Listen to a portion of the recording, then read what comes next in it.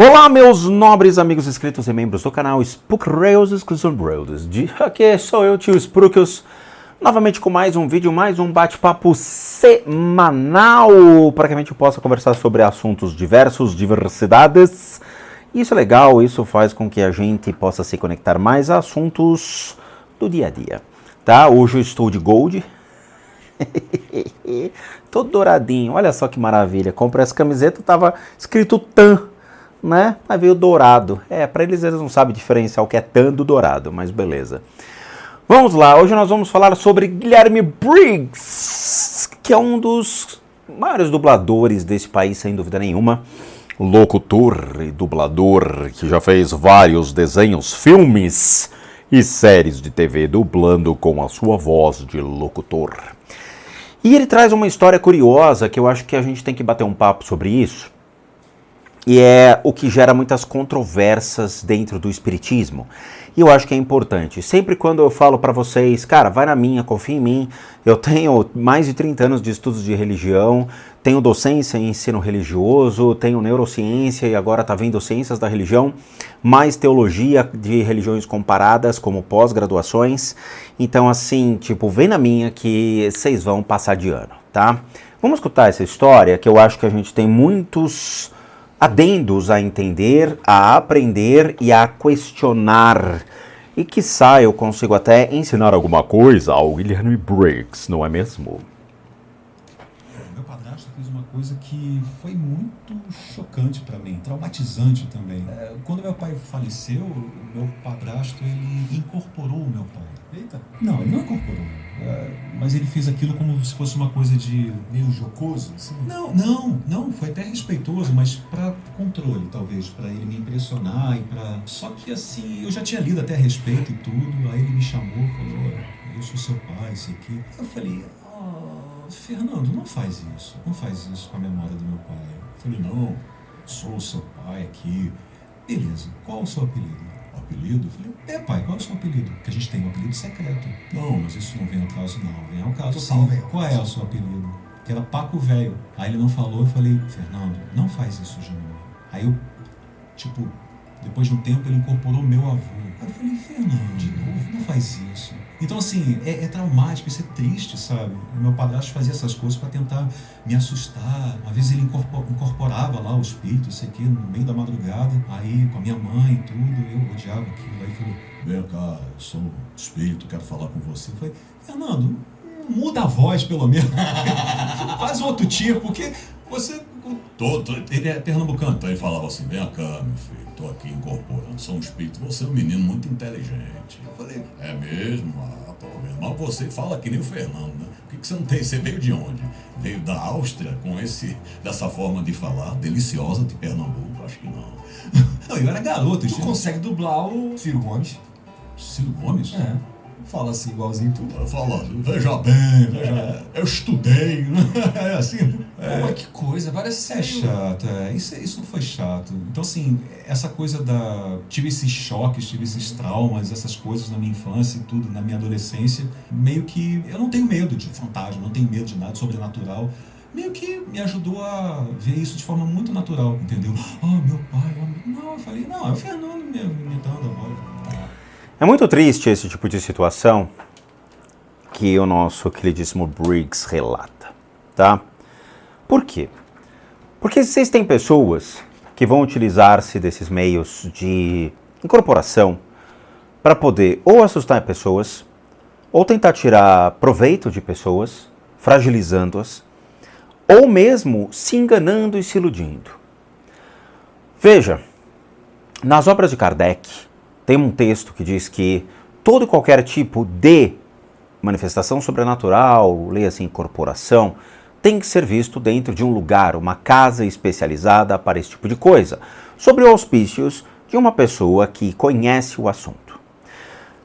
Umbanda, Quimbanda e Candomblé, existem casas especializadas onde você vai lá, né, o seu centro, terreiro ou templo, você chega lá na sua casa de Umbanda, você é atendido pelo dono da casa, o dirigente da casa, e que impede as pessoas de incorporarem fora do lugar.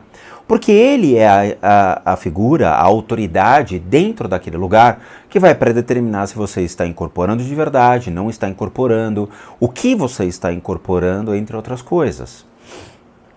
Quando as pessoas fingem a incorporação para tentar, então, se perfazer sobre outros, o Briggs tem toda a razão em questionar e falar, cara, com esse tipo de coisa a gente não brinca, mas é o que a gente mais vê por aí. Mais vê. Eu conheci um canalha da internet, que dizia se comunicar com espíritos de outros planetas, consciências de outros planetas, pão-sírios, entre outros aspectos.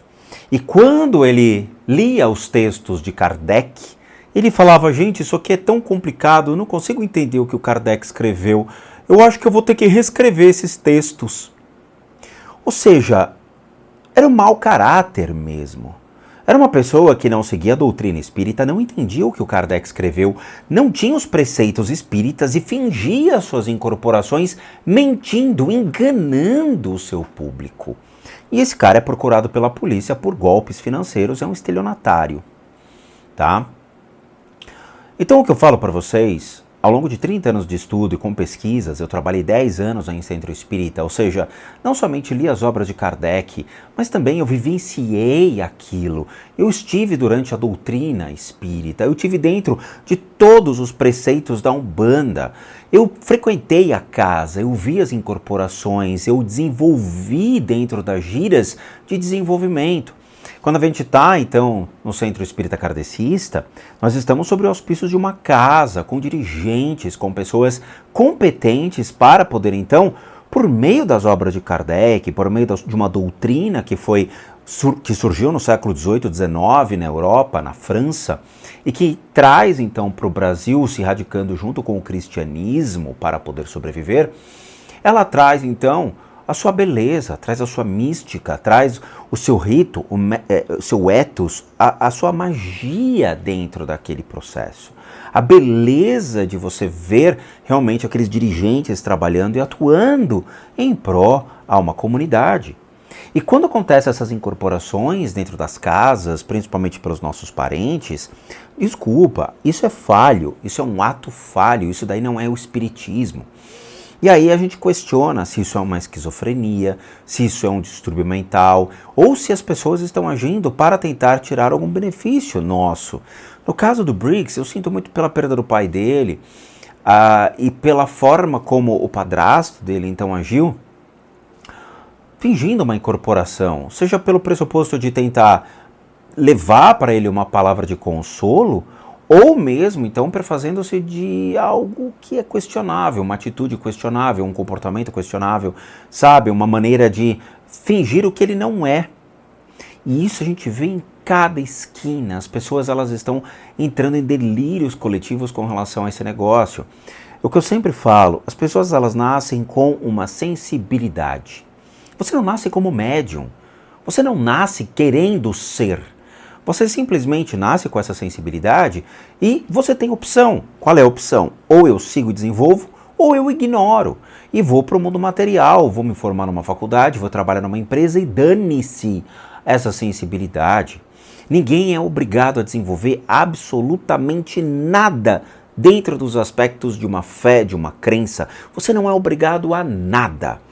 A não ser pelo cristianismo, não é mesmo? Que vai te entregar uma Bíblia e vai falar para você que você deve, então, rezar para um Deus, caso contrário você vai para o inferno. Mas dentro da espiritualidade, seja a questão dos espíritos, ou o espiritismo em si, você não é obrigado a desenvolver. Você não é obrigado a fazer absolutamente nada. Se você gosta e você quer seguir uma casa, você é convidado ali a frequentar aquela casa. Os dirigentes vão olhar para você e vão falar, você gostaria de desenvolver? Caso contrário, você só vai ali para tomar o seu passe magnético, ou você vai lá para falar com um caboclo, você vai tomar o passe ali junto com os caboclos, ou com Exu, ou com o Preto Velho, ou com qualquer um das 7 linhas. Você só vai desenvolver se você quer, você não é obrigado. Toda vez que uma pessoa incorpora livre ou longe de um centro espírita, questione.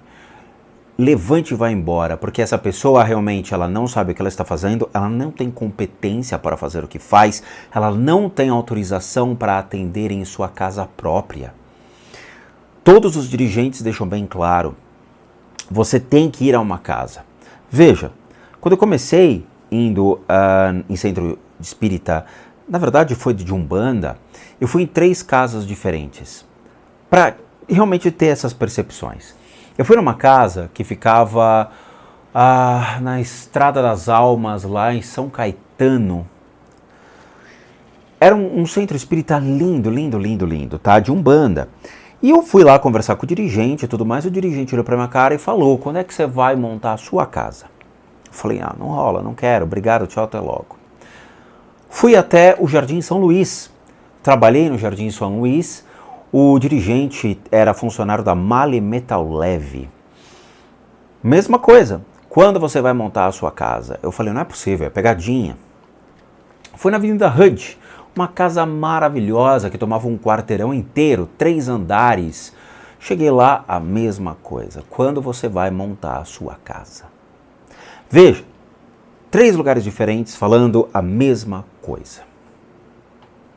Quando eu falo para vocês que eu tenho fundamento, que eu tenho conhecimento e eu sei o que eu estou falando, cara, vem comigo. O Briggs relatou um negócio que é muito complicado e o que eu já vi nas casas espíritas acontecendo. Pessoas fingindo incorporação, pessoas fingindo estar atendendo pessoas. Eu questionei muitos dirigentes a respeito dessa postura. Alguns eram membros da casa e doavam financeiramente recursos para que a casa pagasse a sua mensalidade, né? As casas elas têm aluguel, têm IPTU, têm despesas de manutenção, produtos de limpeza, N aspectos. E os médiuns que sustentam. Eu questionei. Eu vi uma vez um rapaz fingindo uma incorporação. O dirigente mandou chamar o cara, pegou o cara e falou, você está convidado a se retirar da minha casa. Porque ele estava mentindo à incorporação, ele estava enganando as pessoas e se enganando. Esse é um aspecto complicado da psicologia humana. As pessoas querem ser o que não são, querem ter o que não têm, querem um reconhecimento por aquilo que elas não fazem. Isso é unânime, é unânime. As pessoas não vão subindo degrauzinhos. Elas querem já ter dons, ter habilidades e ter títulos. Veja, essas médiums sensitivas que a gente tem por aí, as pessoas se denominam tudo. Clarividente, clareaudiente, vidente, médium, sensitiva, e aí vai. Aí você pergunta para a pessoa, você tem reconhecimento dos seus pares? Você tem reconhecimento das casas que você trabalhou? Você tem reconhecimento das casas que você frequentou? Eu nunca frequentei em casa espírita. Então você se auto-intitula médium sem ter nunca frequentado uma casa espírita. Isso acontece com uma moça famosa da televisão, né? Já é uma senhora, e que, ao meu ver, é uma pessoa muito ruim em termos do que faz dentro dos serviços que ela se predispõe ali para os atendimentos. Tá? Ela tem uma central que você liga e já são mensagens automáticas para você. Isso é ruim. Todo tipo de experiência, a gente tem que bater na casa das pessoas e falar, gostaria de conhecer o seu centro espírita, gostaria de conhecer sua igreja, gostaria de conhecer sua sinagoga. O senhor pode me ajudar, pode me ensinar, pode me desenvolver? É assim que funciona. Isso é o ápice da pesquisa. É quando você realmente começa a desenvolver, quando você começa a aprender, quando você torna a prática um elemento fundamental para que você possa ser reconhecido. No caso ali do padrasto Briggs, é uma judiação, porque você não sabe qual é realmente a intenção dele. E fingir uma incorporação para poder dar uma lição a uma pessoa é um aspecto. Continuamente fingir incorporação e ficar falando com o Briggs já é um motivo de você questionar até a índole da pessoa. Uma vez que você não pode utilizar-se de uma fé, de uma crença, para se perfazer ali de algum aspecto. O Espiritismo é uma religião extremamente séria, tem uma doutrina, essa doutrina tem que ser seguida à risca. À risca. A Umbanda, Quimbanda e Candomblé são os ritos de descendência afro-brasileiras. E a Umbanda é muito mais brasileira do que as demais. A Umbanda, infelizmente, as casas elas não seguem preceitos fixos. Cada casa tem uma forma de trabalhar, cada casa tem um dia da semana diferente para poder atuar. Então eu frequentei casas que segunda-feira era psicografia. Em algumas segundas-feiras as casas nem trabalhavam, numas eram só psicografia. Terça-feira era dia de Oxóssi, então você ia lá, tinha caboclo. Quarta-feira era gira de todo lado, então você tinha todos trabalhando em pró ali a comunidade, cigano, boiadeiro, baiano, todo mundo. Quinta-feira era gira médica. Sexta-feira era dia de festa, então poderia ser festa de cigano, poderia ser festa de esquerda. Então eles tinham, né, autodeterminados seus padrões. Mas outras casas não, outras casas só trabalham de sábado e domingo. De segunda a sexta não trabalham, porque eles fazem então giras de desenvolvimento. Eu fui em casas, tinha uma casa famosa chamada Paulo de Tarso, na qual as giras de desenvolvimento aconteciam ao longo da semana. Onde eles iam ensinar espiritualidade, ensinar incorporação, ensinar realmente a doutrina que eles acreditavam que era necessário dentro dos princípios da Umbanda. Então o que eu falo para vocês é, cada casa segue uma métrica, cada casa segue princípios, mas o princípio universal delas é, todo e qualquer tipo de incorporação só acontece dentro das casas. Incorporações que acontecem fora das casas, elas não são reais, elas não são fundamentadas, elas não têm a garantia e a proteção de uma casa espírita, da egrégora que é formada, dos seus dirigentes que conduzem e de todo o conjunto daqueles seres que estão ali para trabalhar dentro daquela instituição. Quando você tem uma incorporação fora, pode ser qualquer porcaria que esteja incorporando. Espíritos de drogas, espíritos de vícios, espíritos que realmente são de mau caráter, espíritos de pessoas que se mataram. São qualquer energia que pode estar pairando e plasmando como o guia vai vê-lo. Ou seja, se eu estou ali incorporando, eu acredito que seja um boiadeiro, mas na verdade pode ser qualquer ser que está utilizando-se então do meu corpo, da minha mente, para poder então se comunicar com as pessoas. É um ato falho, é errado, e é o que eu falo, se você ver alguém incorporando dentro de uma casa e que realmente não é um centro espírita, não é uma pessoa que segue a doutrina, não é um dirigente, não é uma pessoa que tem toda uma educação espiritual comprovada, cara, levanta e vai embora. Não escute, não perca seu tempo com esse tipo de coisa, pois pode ser uma pessoa com bipolaridade, pode ser uma pessoa esquizofrênica, pode ser uma pessoa que está então se perfazendo daquela crença para tirar proveito de vocês. É sério, eu falo por experiência, foram 10 longos anos trabalhando em centro espírita, foram épocas maravilhosas e sempre ali indo em centro espírita, sempre seguindo o que os dirigentes falavam, sempre respeitando as casas e as doutrinas que são colocadas, sem fazer meleca.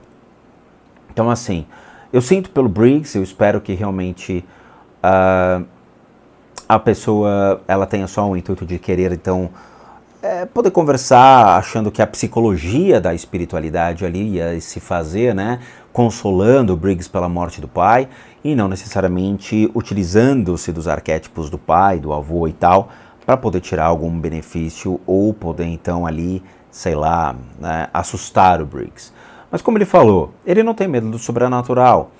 É aquilo que a gente sempre fala, entre acreditar e conhecer. Quando você acredita no sobrenatural, você é um tolo. Quando você conhece o sobrenatural, você é um sábio. Pois quando a gente conhece o que está por detrás desses aspectos, de trás dessa mística criada, de trás de todos os enredos falaciosos criados pelas pessoas da internet, em sua maioria, você vai conhecer, você vai descobrir, você vai se apaixonar e você vai criar pilares extremamente fortes, dizendo, eu sei, eu conheço. O acreditar é para tolos. Quem acredita não conhece absolutamente Nada. Nada. É isso que eu sempre convidei as pessoas. Conheçam a espiritualidade.